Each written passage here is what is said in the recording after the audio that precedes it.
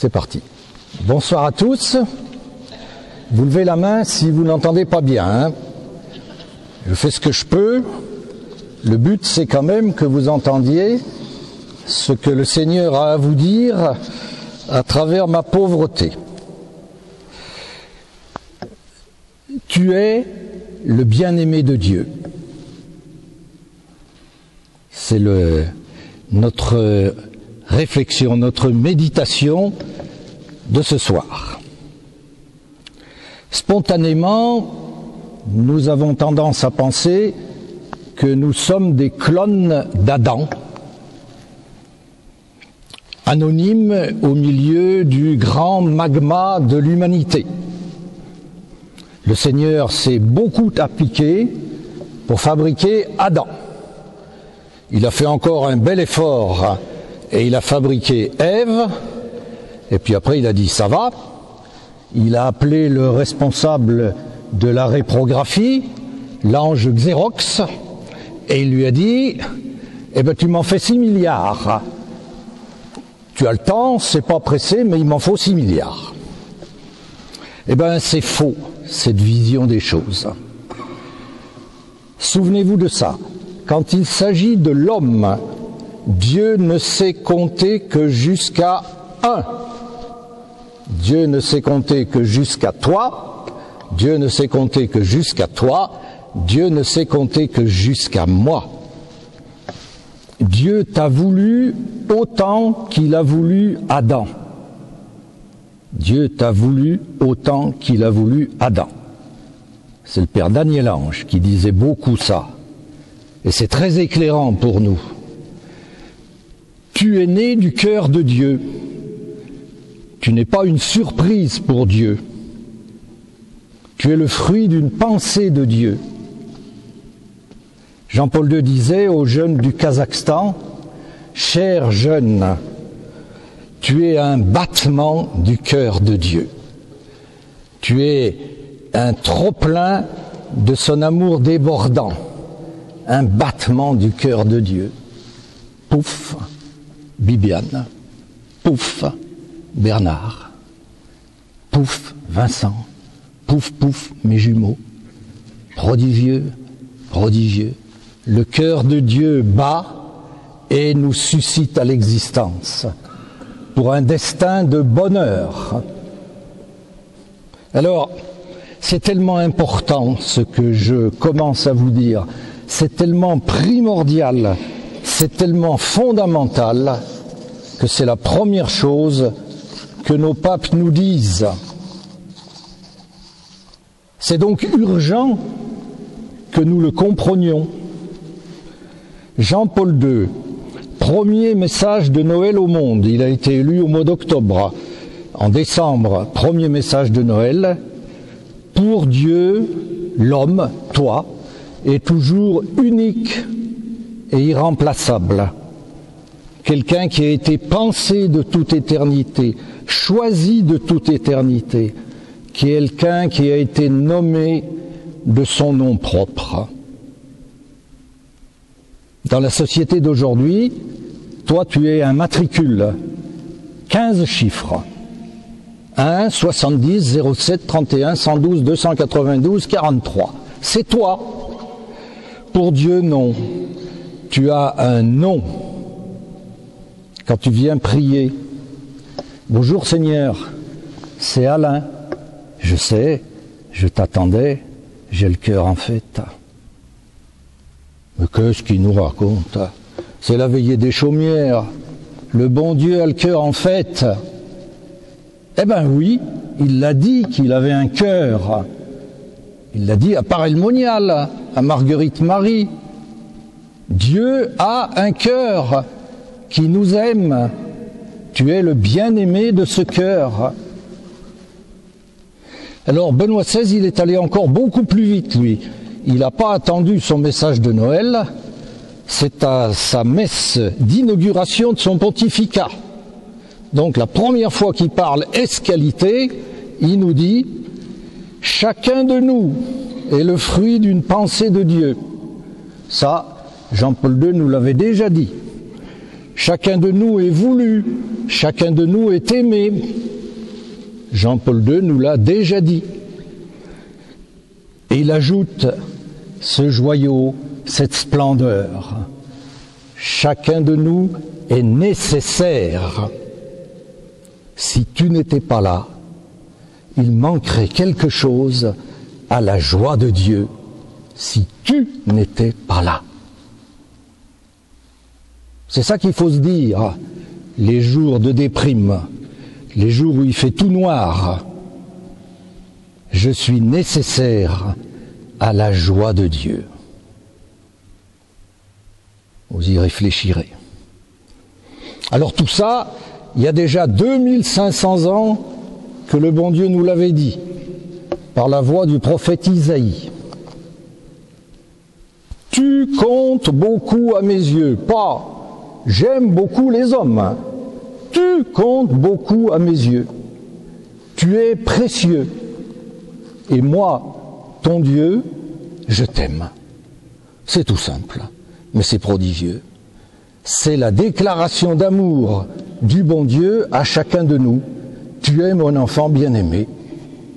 Alors moi, je vous suggère, en partant, vous pourrez prendre un papier qui vous sera proposé et vous trouverez cette parole dessus.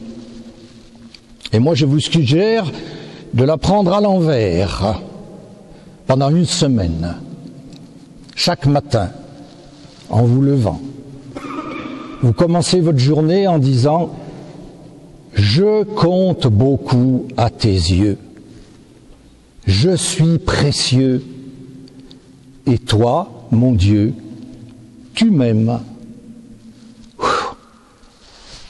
Après, vous pouvez vaquer à votre journée, vous verrez. Une semaine, pas un jour, une semaine.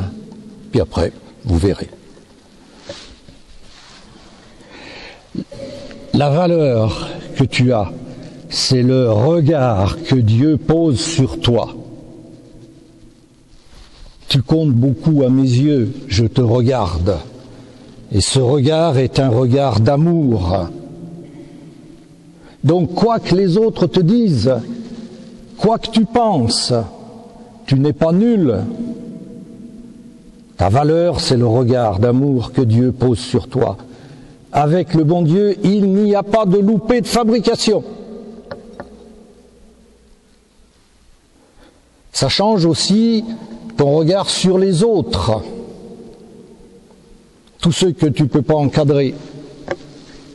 Ton patron, qui est si exigeant et jamais content. Ton collègue de travail, qui est bon à pas grand-chose. Ta voisine, qui est collante, une vraie sangsue. Ton frère, ta sœur, avec qui t'es brouillé depuis des années. Tu sais plus bien pourquoi. Mais t'es brouillé quand même. Alors ceux-là, il faut te dire que Dieu les regarde et il les aime. Ah, et il est mieux informé que toi, parce qu'il sait tout.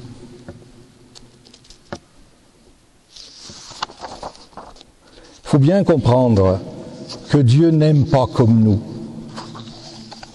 On a beaucoup de difficultés à comprendre ça.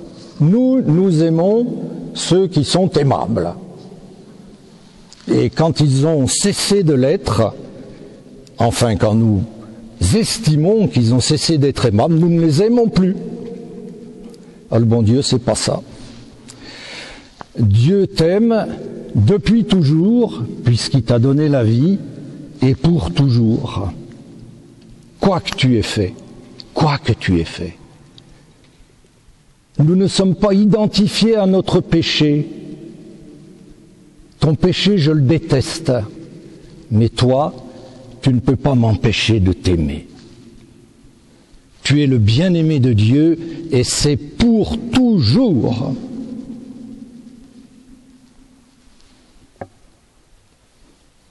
On l'a chanté tout à l'heure, dans un des chants. Les montagnes peuvent s'écarter, les collines peuvent chanceler. ta vie peut être tohu-bohu. Tu peux avoir perdu tous tes repères. Mon amour ne s'écartera pas de toi. Mon amour ne s'écartera pas de toi. Dieu est fidèle. Tu es le bien-aimé de Dieu et c'est pour toujours. Un jour, vous vous direz, c'est possible, personne ne m'aime. C'est faux. Le bon Dieu m'aime. Je suis le bien-aimé de Dieu. Je l'ai dit ce matin en me levant. Je compte beaucoup à tes yeux. Dieu n'est jamais fâché contre toi. Jamais. Dieu n'aime pas comme nous. Il n'est jamais fâché.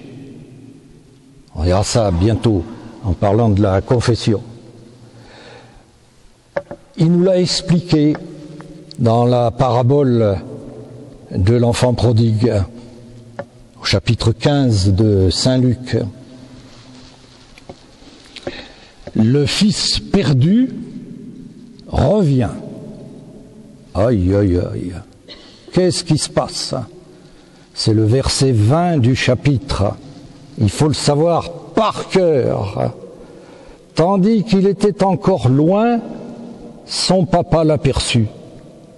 Donc il le guette, il l'attend, il l'espère. Il fut bouleversé de compassion. Il fut bouleversé de compassion.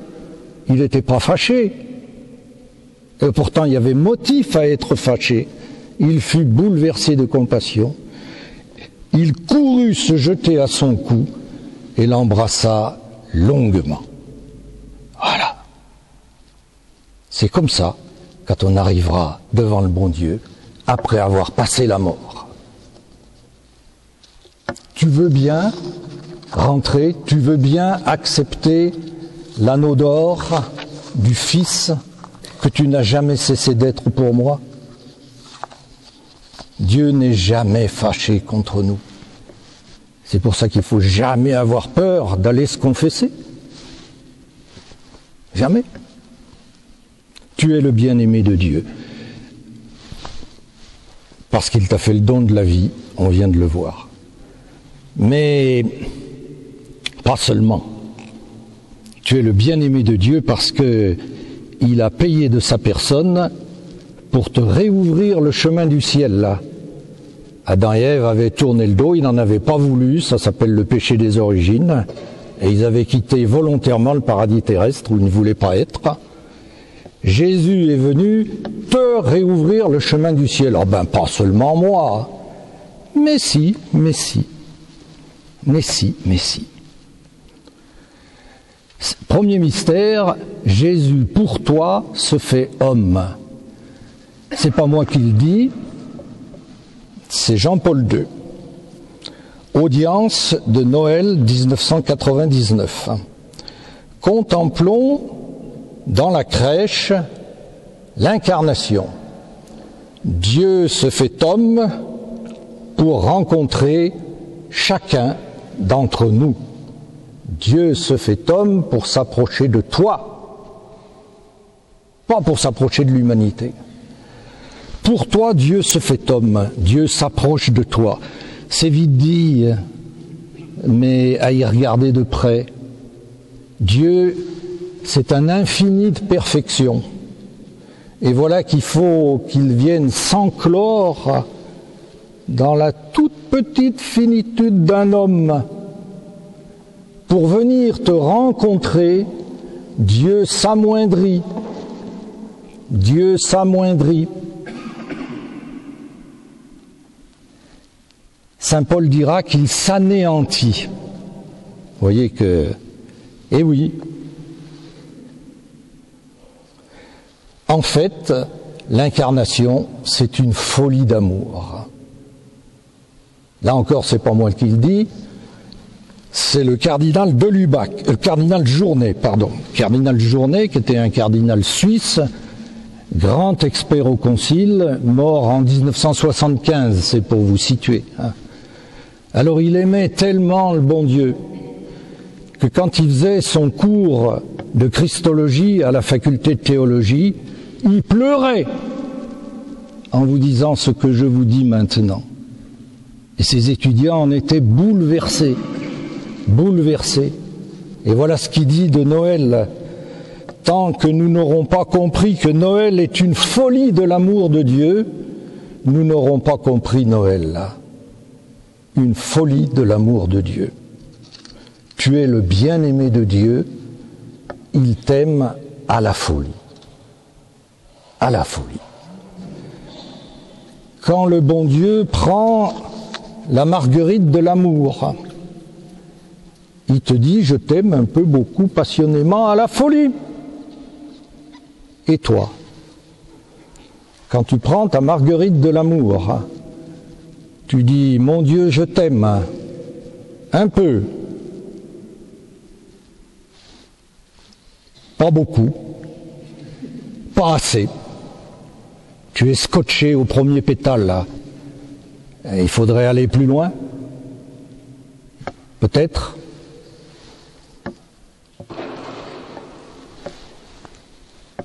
Pour s'approcher de toi, Jésus se fait homme.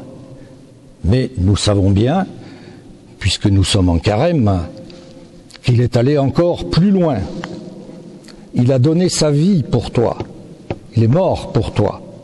Pour qu'après lui tu ressuscites, que tu traverses ta mort et que tu retrouves le cœur de Dieu dont tu viens pour y être heureux en plénitude, toujours, sans fin. Ça s'appelle le ciel. C'est une pitoyable appellation. D'accord ? Pour ça, Jésus t'a aimé jusqu'à l'extrême. Jusqu'à l'extrême. Et notre pape Benoît XVI insiste infiniment là-dessus. Il dit toujours, notre Dieu, c'est le Dieu de Jean 13, verset 1.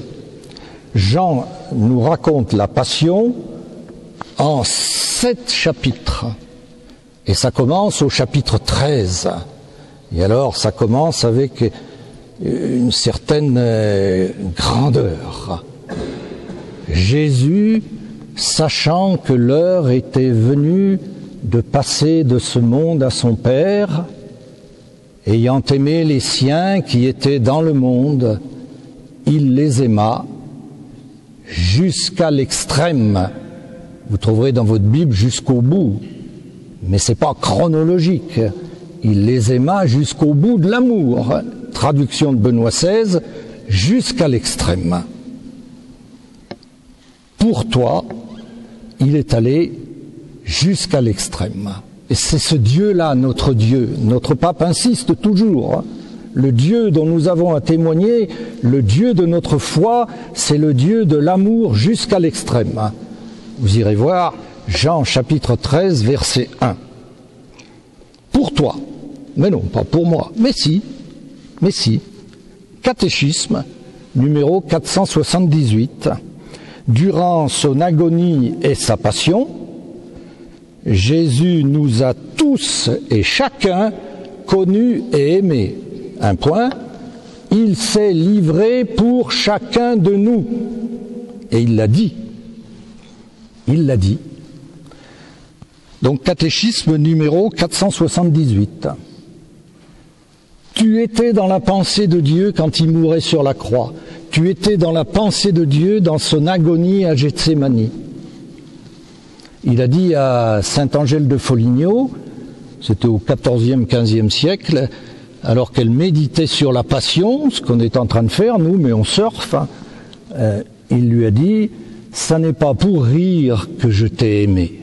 Ah, ça m'a coûté l'amour jusqu'à l'extrême. À Pascal, il a dit, pour toi, j'ai versé telle goutte de sang.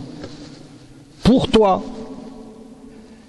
Et saint Paul, quand il a compris ça, pour moi, il dit dans l'Épître aux Galates, et au chapitre 2, verset 20, tout d'un coup, il prend conscience, et c'est un cri d'illumination. Le Fils de Dieu m'a aimé, le Fils de Dieu, moi tout petit, il s'est livré pour moi. Galates 2, 20. Vous pouvez dire la même chose. Le Fils de Dieu m'a aimé, il a donné sa vie pour moi. Alors, ça change notre regard sur la croix et sur le crucifié. Oui, c'est le bon temps maintenant. La semaine sainte, c'est dans 3 semaines. Il faut prendre du temps pour regarder la croix, pour regarder le crucifié. Le crucifié. Vous savez que les normes liturgiques exigent qu'il y ait une croix sur l'autel ou à proximité de l'autel, mais une croix avec le crucifié. Il faut regarder Jésus en croix. Regardez Jésus en croix. Il n'y a pas de plus grand amour que de donner sa vie pour ceux qu'on aime. Pour toi, je l'ai fait. Vois, je t'ai gravé sur les paumes de mes mains transpercées. Qu'est-ce que je pouvais faire de plus? Est-ce que enfin tu vas comprendre que je t'aime, que tu es mon bien-aimé? Est-ce que enfin tu vas répondre à ma demande? J'ai soif de ton amour. J'ai soif de ton amour. Dans toutes les chapelles des missionnaires de Mère Teresa, il y a ça. Il y a un crucifix, et puis il y a écrit « J'ai soif, j'ai soif ». Écoutez-le pendant la semaine sainte. J'ai soif que tu m'aimes.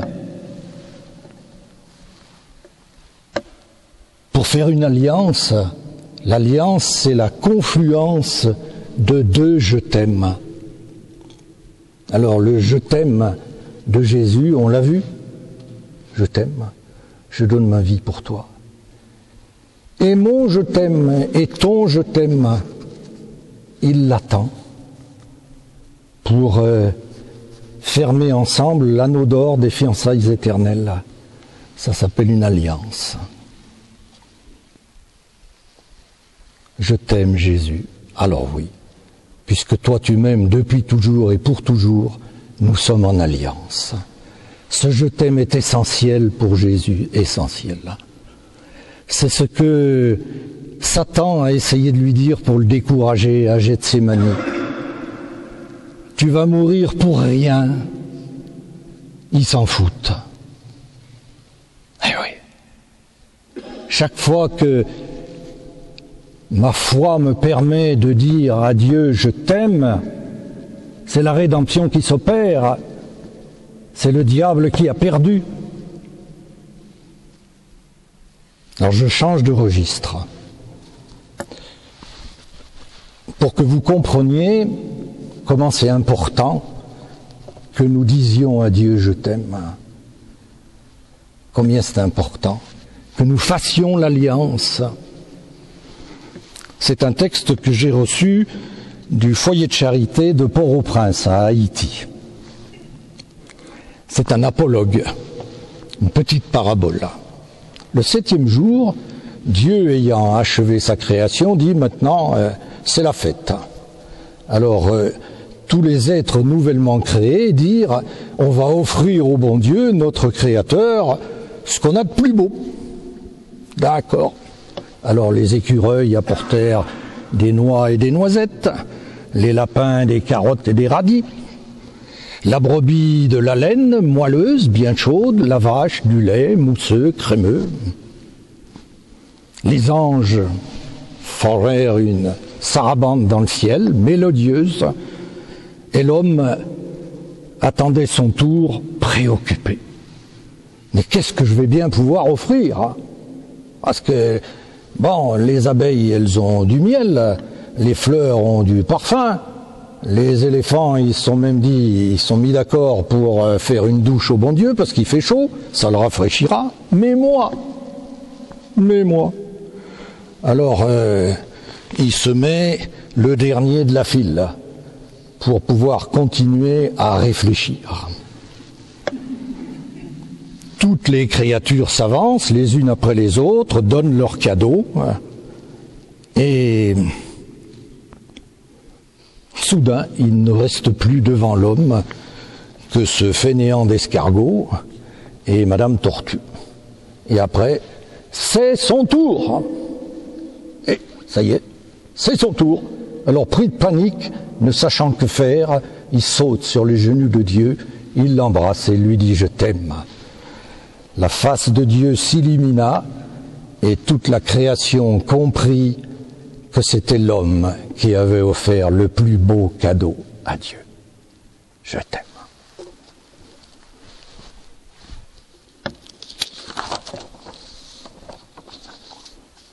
On a 5 minutes.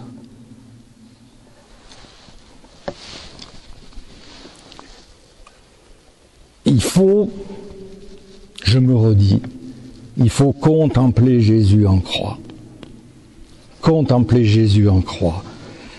Contempler cet amour pour moi, pour toi, jusqu'à l'extrême. Parce que ça change tout. C'est toute notre foi qui est changée. À ce moment-là, il faut reprendre le puzzle de ta foi, tu mets toutes les pièces par terre, de côté, et tu recommences. Et au centre, tu mets le cœur de Dieu brûlant d'amour pour toi, transpercé sur la croix. Alors, ça change tout. Ça change tout. Nous ne sommes plus vis-à-vis de Dieu devant une loi, devant une obligation. Nous ne sommes plus dans le permis et défendu. Ça n'a plus de sens. Nous sommes devant quelqu'un à aimer. Le bien a un visage. Et c'est celui de Jésus. Et c'est pour ça qu'il faut le regarder souvent. Le bien a un visage. Alors pour que vous compreniez ce que ça change, je vous fais la théologie du rouge-gorge. Vous vous souviendrez. Le rouge-gorge est au calvaire, mon Dieu. Et il voit Jésus couvert de sang, pantelant. Et il a le cœur bouleversé, le petit rouge-gorge. Mais il dit, qu'est-ce que je peux faire, moi, tout petit? Il volette jusqu'à la couronne d'épines. Et avec son petit bec, il arrache une épine pour soulager Jésus. Alors le sang jaillit. Et voilà pourquoi, désormais, il est rouge de gorge.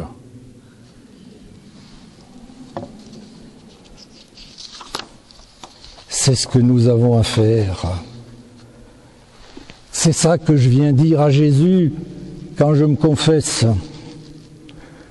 J'aurais pu t'enlever une épine et je ne l'ai pas fait. Ça, c'est le péché par omission. Et on en fait beaucoup. J'ai choisi de mal agir. Je t'ai mis une épine. Pardon, Jésus. Pardon d'avoir blessé ton cœur. Je vais vous raconter une histoire. J'étais jeune, nous étions à la campagne, et un dimanche matin, maman, nous étions 5 enfants à l'époque, nous prépare pour la messe. Nous endimanche. À l'époque, on n'allait pas à la messe comme on est là. On se changeait, on était beau. Elle prépare les 3 aînés, dont je faisais partie. Et puis elle nous dit, bon ben maintenant allez dehors et à bientôt, quoi. Et elle s'occupe des suivants. Et nous, dans les 10 minutes qui nous séparaient du départ à la messe, eh bien, il y avait un petit ruisseau dans la prairie, et puis avec plein de boue au fond, quoi. Et alors on s'est jeté de l'eau dessus, et puis la boue avec, et puis on était tout noir. Oh. Et alors maman est arrivée pour nous emmener à la messe. Elle n'a rien dit. Elle a pleuré. Ah. Je m'en souviens plus d'un demi-siècle après. Vous voyez, j'ai eu le cœur ravagé. Ravagé. Et je faisais à 6 ans, sans le savoir, l'expérience de la contrition parfaite. Jésus, j'ai fait pleurer ton cœur. Pardon. Ah oui, pardon. Je devrais pleurer quand on va se confesser. Eh oui. On a aussi le curé d'Ars. curé d'Ars, un jour, il a un pénitent, et le pénitent, il vient donner son paquet, et puis il s'en foutait, quoi. Et le curé d'Ars se met à pleurer. Ah! Alors le gars dit, mais qu'est-ce qui se passe? Qu'est-ce que j'ai dit? Qu'est-ce que j'ai fait? Vous avez rien fait, c'est bien pour ça que je pleure. Je pleure parce que vous ne pleurez pas. Voilà. Si vous voulez, je suis sur la confession là. Il faut que nous nous purgions de la vision pénale et judiciaire. La justice des hommes, c'est viens ici qu'on te punisse. C'est pas la justice de Dieu. La justice de Dieu, elle vient de son cœur. Viens ici qu'on te guérisse parce qu'on t'aime, parce que tu es le bien-aimé. Je vais te guérir. Et le sacrement de réconciliation est l'un des 2 sacrements de guérison. Vous irez voir le catéchisme à la question 1421 et vous verrez que nous sommes guéris. Voilà. Moi, j'avais un père spirituel au monastère d'Ancalca pendant de longues années. Maintenant, il n'y est plus. Qui était mon confesseur. Alors, vous connaissez la formule sacramentelle de l'absolution.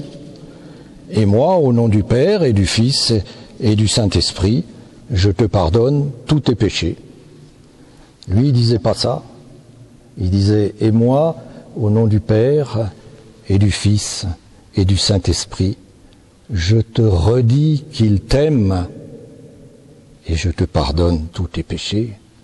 C'est parce que tu es le bien-aimé de Dieu que tes péchés sont pardonnés. Alors liturgiquement, c'était incorrect, mais théologiquement, c'était splendide. Splendide. Je te redis qu'il t'aime et je te pardonne tous tes péchés. Voilà, je me souviens, je finis par un petit souvenir.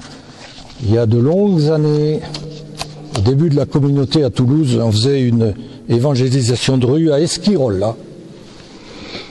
Alors, moi j'étais un peu comme l'homme de Tahiti, hein. Je m'étais mis derrière, tout à fait derrière, comme ça, du côté de chez maintenant où il y a Darty. Et puis, donc on faisait notre truc, on chantait, tout ça, hein, et voilà qu'un SDF s'approche, oula. Et puis il vient vers moi, à côté de moi. Bon, merci Jésus. Puis il chante avec moi. Bon, puis c'est fini. On se sépare. Alors il était resté 10 bonnes minutes. Et il me dit, ben, c'est beau, hein, mais c'est pas pour moi, parce que moi je suis pas croyant. Et alors, là, c'est pas moi, c'est vraiment Jésus. Je lui ai dit, mais ça n'a pas d'importance, ça n'empêche pas le bon Dieu de t'aimer. Il est parti, il m'a regardé comme ça, et puis il est parti et il disait, ah ben ça alors, ah ben ça alors, ah ben ça alors. Voilà, je lui avais dit, tu es le bien-aimé de Dieu. Alors vous allez partir dans la nuit aussi, et je vous suggère de vous répéter ça. Je suis le bien-aimé de Dieu, je suis le bien-aimé de Dieu, je suis le bien-aimé de Dieu, jusqu'à ce que vous en soyez convaincus. Et si vous en êtes déjà convaincus, ben dites-le quand même, comme on suce un bon bonbon, parce qu'il est bien goûteux. Amen.